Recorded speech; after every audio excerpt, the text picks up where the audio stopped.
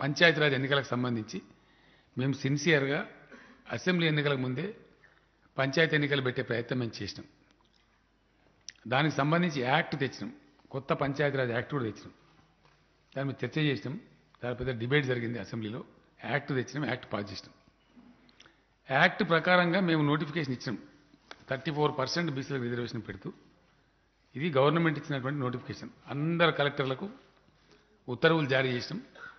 మొత్తం 61.19% మేము పెట్టిన రిజర్వేషన్ యాక్ట్ లోపలనే పెట్టి 61.19 రిజర్వేషన్ పెట్టి మీరు రిజర్వేషన్లు చేసేయండి, నోటిఫై చేయండి అని చెప్పించినాం. దీని మీద ఎవరండి పోయింది? స్వప్నారెడ్డి అని కాంగ్రెస్ పార్టీ సర్పంచ్, సంగారెడ్డి జిల్లా. గోపాల్ రెడ్డి అని చెప్పి సర్పంచుల సంఘం తరఫున కాంగ్రెస్ పార్టీ నాయకుడు. వీళ్ళు హైకోర్టుకు పోయారు.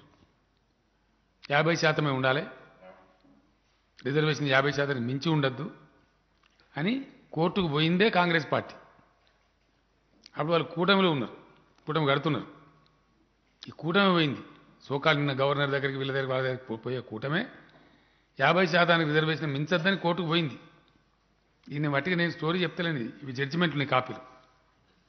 ఇవన్నీ ఎవరు పోయినరు, వేసిన వాళ్ళు ఎవరు, జడ్జిమెంట్ ఎట్లా వచ్చినాయి, దాన్ని హైకోర్టు కొట్టేసింది. కేసు 50% మించద్దు, సుప్రీంకోర్టు జడ్జిమెంట్ ఉందని చెప్పి కొట్టేసింది. కొట్టేస్తే మేము ఊరుకోలే, ఇమ్మీడియట్ మేము సుప్రీంకోర్టులో అప్పీల్ చేసినాం. సార్ ఇమ్మీడియట్ అప్పీల్కి పోయినాం. పోయి దాన్ని 61.919% పెట్టుకుంటాం, గతంలో ఉందండి, మాకు అదే ఇవ్వండి అని చెప్పి మేము పోయినాం.